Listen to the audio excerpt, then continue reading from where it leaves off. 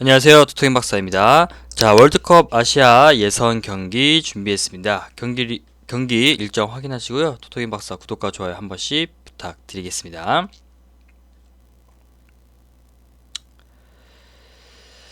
자, 첫 번째로 호주 대 베트남 경기입니다. 자, 이번 경기의 관전 포인트가 일본과 본선 놓고 경쟁 하게 됐는데 베트남으로서는 역사상 첫 승을 도전하는 경기가 될 것 같습니다. 많은 기대치는 없는 베트남이지만 한번 관전 포인트는 이 정도가 되겠습니다. 자, 첫 번째 호주 경기를 좀 보면요.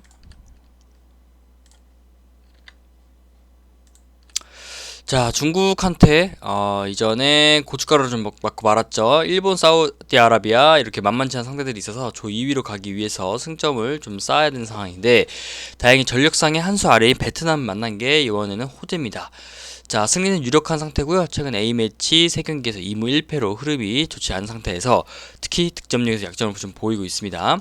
자, 3경기에서 2득점으로 좋지는 않은 편이고요. 홈에서는 무패 15득점이라는 맹폭을 좀 퍼붓곤 있지만 다득점 확률은 좀 높은 편입니다.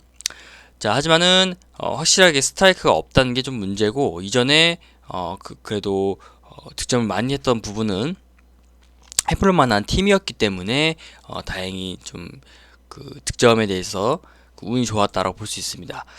자, 호주의 레키란 그 빠른 속도의 포워드가 있는데 이외에는 공격수들 중 A매치 20회 이상 뛰어본 선수가 없고요. 다만 공격수들의 경기 대비 득점력은 좋으므로 그 전력상 다득점 가능할 것으로 좀 보입니다. 자, 수비도 좀 좋아 보이진 않는데 최근 후반전 70분 이후에 실점해서 승점을 잃는 경우가 좀 많았고요. 하나가 자책골, 그다음 PK골이라는 걸 좀 감안하면 후반 뒤쪽으로 갈수록 집중력이 좀 떨어지고 있다라고 볼 수 있습니다. 다만 호주가 아시아권에서는 가장 피지컬이 좀 좋죠.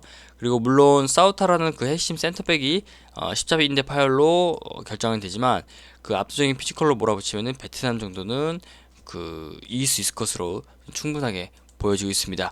자, 호주 홈 경기이고요. 무실점도 가능하다는 점도 감안할 수 있을 것 같습니다.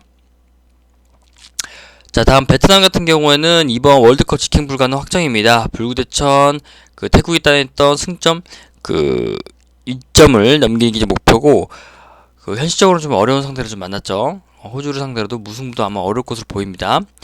자, 베트남은 조직력과 사기는 좀 가장 큰 장점인데 최근 가장 화려하게 축구 전성기를 좀 보내고 있었죠. 박한서 감독에 대한 그 지지도 절대적이고 박한서 감독 역시 베트남에서 4년째 재임하고 있기 때문에 선수들에게 대한 그 정보가 속속히 있습니다. 자, 키플레이는 응우엔강하이, 그 다음 날카로운 왼발킥 자랑한 선수이기 때문에 웬만하면 항상 차출되는 선수고요. 베스트함 같은 경우는 신장이 보다 좀 적은 편인데 이 선수도 168cm 작은 신장을 좀 갖고 있어서 호주 선수들 피지컬 위주에서 수비에는 아마 고조할 수 있다는 가능성이 가장 큽니다.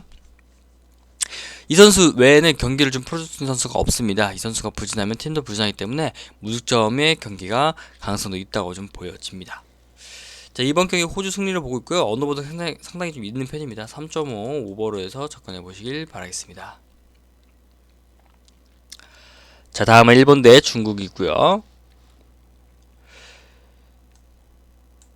자, 일본 같은 경우에는 현 시점 그 목표는 2위 쪽 사수입니다. 3위로 내려가면은 플레이오프에서 남미 국가를 좀 만나야 되는 지금 상황이고요.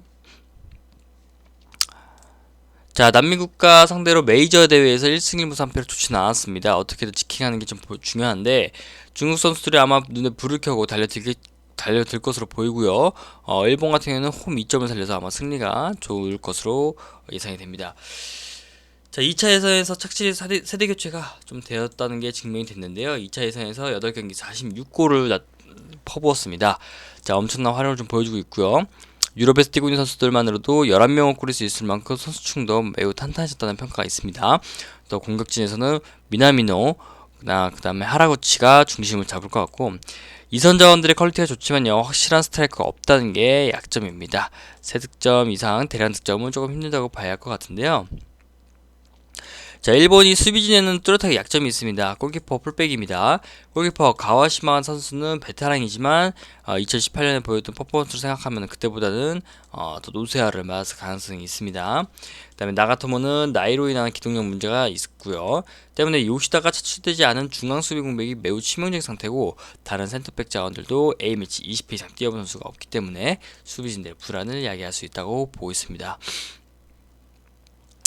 자, 중국 같은 경우는 돈이 많죠. 축구 굴기로 대표되는 대대적 투자가 있습니다. 하지만 조에서 5위에 그치고 있는 상황이고요. 일본에게마저 지면은 정말 어려워지는 중국인데요. 민족 그 정서와 월드컵 진출을 위해서라도 반드시 잡아야 되는 경기를 보여줍니다. 자, 전력상 일본을 이기기는 쉽지는 않을 것으로 평가를 하고 있는데 중국의 선수들이 개인기량은 괜찮습니다. 단시간에 전력을 강화하기 위해서 브라질을 비롯한 외국 선수들을 기화시켰고 앨런, 알로이시오, 그다음에 페르난지뉴 이렇게 세 명의 기아 선수가 공격의 핵심입니다. 자, 우레이로 대표되는 중국 토종 선수들과 손발을 얼마나 잘 맞추느냐가 경기의 관건인데요. 이번 경기뿐만이 아니라 모든 경기의 관건이라고 볼 수 있습니다. 또 이 선수들 기아 선수들 중 두 명이 자유계약 상태라서 실전 감각이 크게 떨어진다는 단점이 있고요. 기본적으로 발재간이 있는 선수들이기 때문에 일본의 약점이 수비 불안을 공략할 여지는 충분히 있다고 보여집니다. 그래서 한 골 정도는 득점해도 이상한 일이 아닐 것으로 생각이 듭니다. 자, 그리고 중국 단점이 조직력인데 선수들 기아만 시켰지만은 팀에 녹아들게 한 노력은 조금 부족하고요. 당장 3년 사이에 감독이 3, 4명이 거쳐갔습니다. 자, 현재 감독이 리샤오퐁도 감독직에 앉은 지 1년도 안 된 상황이고 적응만 하면 감독이 좀 바뀌고 이런 상황이기 때문에 새로운 전술에 또 적응해야 되는 조직력의 틈이 없습니다. 생길 수 있는 틈이 없기 때문에 강팀 상대로 한순간에 무너지는 경우도 아마 이런 이유가 있을 것이라고 대부분이 생각하고 있는 부분입니다.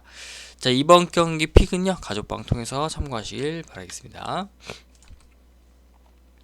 자, 토토킹 박사 분석을 좀 마치면서요. 토토킹 박사 가족방 무료 가족방 이용할 수 있는 방법입니다.